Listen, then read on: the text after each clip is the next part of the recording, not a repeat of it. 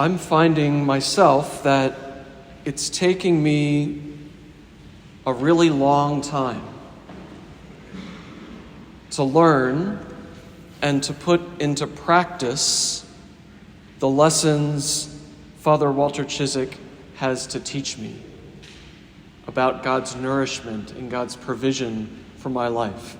It's taking me a really long time to learn what Father Ciszek has to teach me. But I take some consolation in knowing that that's a trait that runs in my family. My grandmother, Patricia O'Neill Hurley, God rest her, was a spiritual daughter of Father Ciszek from shortly after the time he returned to the U.S. 60 years ago, wow, until his death. And so the first stories I heard about this servant of God were firsthand accounts from her, from my Nana, from my grandmother. I'm in possession now of the photocopies of dozens of letters that Father Ciszek wrote to her over the years. She made copies of them and sent them in for the cause of his canonization, the originals. And I also have a copy of the cover letter that she wrote when she turned in those original documents in the 1980s, which is very precious for me to read. I'm going to share a little bit of it with you today. Here's part of her letter, my grandmother writing to the postulator about Father Ciszek and her relationship with him. She says this, quote, "I wonder now why he spent his energy on me. I was so headstrong and impatient, so limited in my insight. I feel that my character has been like a backyard garden full of weeds, where the seeds of his wisdom had to fight to survive. But because of his loving prayers and God's mercy, they did, and finally have taken root and brought forth some cherished blossoms of understanding, faith, and inner peace."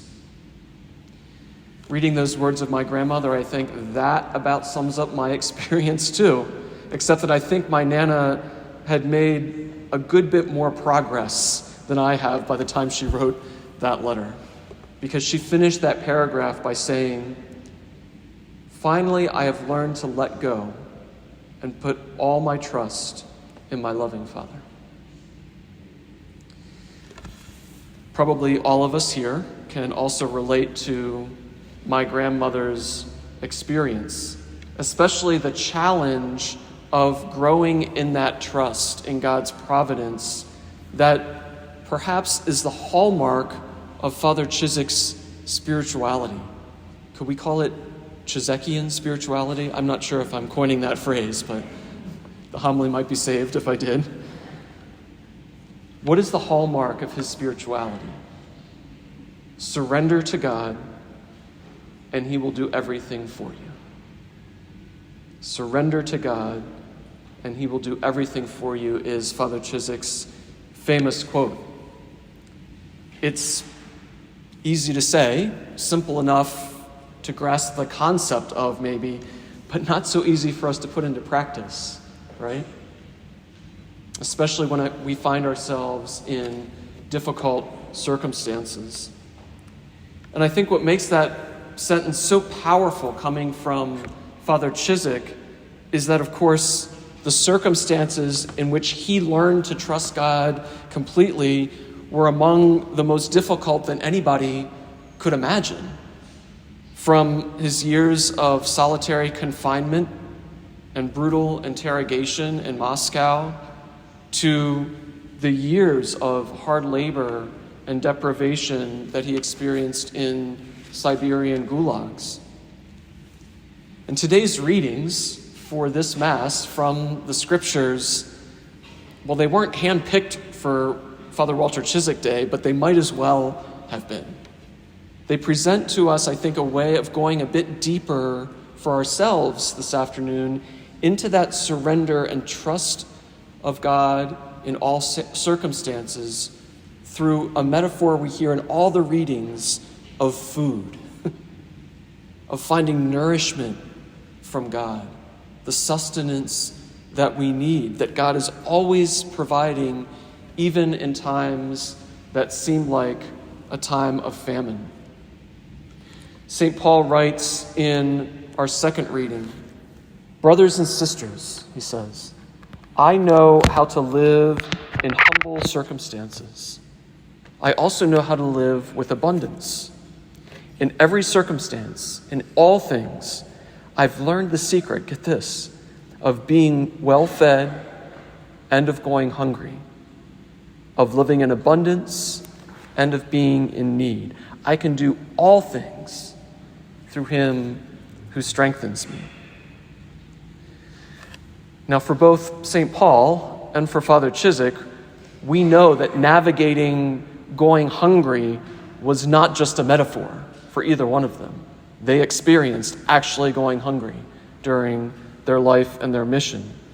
But clearly, Paul, he's pointing to this deeper spiritual food. He's pointing to a divine provision, to divine providence, even in times of physical hunger or times when other circumstances seem like we can't get through it. I can do all things, he says, all things through him who strengthens me. And that theme runs through all of the readings. In the first reading, Isaiah declares this providence of God. The Lord of hosts will provide for all peoples a rich feast of food and choice wines. In the gospel parable, Jesus reveals the providential abundance of the Father in terms of a meal. Everything's ready. Everything is ready already. Come to the feast.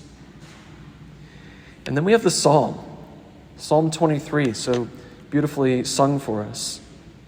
The singer declares of God that he has spread the table before me. And perhaps we'll recognize this verse if I rephrase it a little bit. The Lord is my shepherd, I shall not want. He leads me. Or in other words, he leadeth me. The exact title of one of Father Cizek's books. Again, these readings were not picked for today, just the readings for the Sunday. God provides, even for preachers. I looked at this, I said, ooh, it's like a slow pitch for Father Ciszek Day.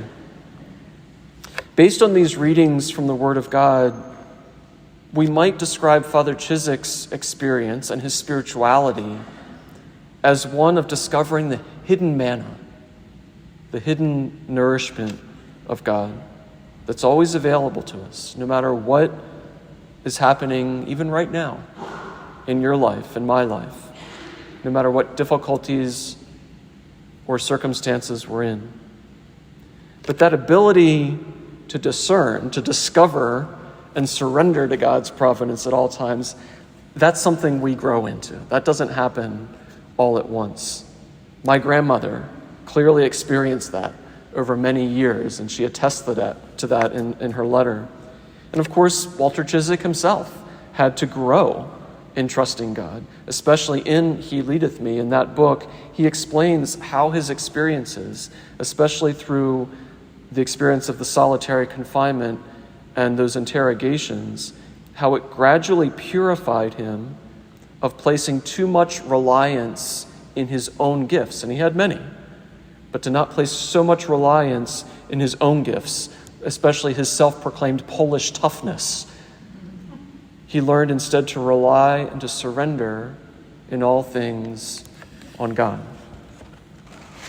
So this afternoon, if you feel like you're a work in progress in surrendering to God and letting Him do everything for you, welcome to the club. Welcome to the club. My encouragement to you is not to give up, not to focus so much on your own weakness in surrendering as the fact that God is teaching you and helping you to make progress, to focus on the reality that through all your imperfections, He is leading you. He's leading you. So in other words, to grow and surrender to God in all things, sometimes we just have to surrender to the very struggle to surrender. And that's enough for God to work with. I think we might at times think that God, maybe even that Jesus, looks on us in our struggles to trust, in our stubbornness, in our own self-will, all our other imperfections, that somehow when He looks at us, He's angry at us, or he's disappointed at us, or maybe he doesn't enjoy being around us. I don't think that's true. I think if Jesus looks at us in all our imperfections, he looks at us with patience, with joy, maybe even with humor, as he leads us to take the next steps in surrendering to him. And I think a final story maybe about my grandmother, my Nana, and Father Ciszek might help us to see that. Appropriately, it's a story that involves food and a table and a meal. And as I tell this story, keep this in mind, that many people have attested to the fact that given his closeness to God, when they were with Father Ciszek and he looked at them, it was like having Jesus close to them. It was like having Jesus close to you. So maybe Jesus' reaction to us in all our imperfections, we can gauge this a little bit through Father Ciszek. So here's the story. My Nana used to tell me how on one of his early visits to her home in Maryland, and he visited the house any number of times, she said Mass on her dining room table. I was actually able to take a piece of that dining room table. Some friends of mine who are here were at that first Mass, and have that dining room table on the altar, part of it, for saying my first Mass. Pretty amazing. So at one point when he was visiting her home, he was sitting at her kitchen table, which I remember very well. She was cooking breakfast. He was talking to her sister, that would be my great aunt, Mary Helen, who's mentioned at the beginning in the foreword to He Leadeth Me. I think she paid for the typing or something, so she got her name in there. So anyway, Father Ciszek and Mary Helen are chatting. Nana's at the stove making pancakes, or as she used to call them, flapjacks. And she asked Father Ciszek, "Father, how many pancakes do you want?" And he said, "Just one is enough, Pat, just one." Well, listen, my grandmother had read about him being on a near starvation diet in solitary confinement and in gulags for years. And there was no way she was giving him one pancake, right? So they keep talking. She comes over a few minutes later and puts in front of him a plate with a huge stack of pancakes with butter and syrup and everything. And she says that he looked at the plate and he looked up across the table at her sister and he said, pointing to my grandmother with a wry smile, "This one, she does what she pleases." Those are great words to be able to quote from a saint about your family member. It runs in the family. Let me finish with this. Elsewhere in that cover letter that Nana wrote when she turned in his letters to her, my grandmother wrote the following. She said, "Father Ciszek was unique. To be with him was almost like being in the presence of God himself. Father was so loving, so understanding, and he seemed to be able to look deeply into your soul and character, and perhaps see goodness there that you were not even aware of. He must have, because he tolerated me." She goes on, "It's only in retrospect, 20 years wiser, from crosses finally accepted, that I realized the meaning of some of the things he wrote me and told me. But surely my friend, Father Ciszek, must have seen something worthwhile in me, despite my spiritual primitiveness."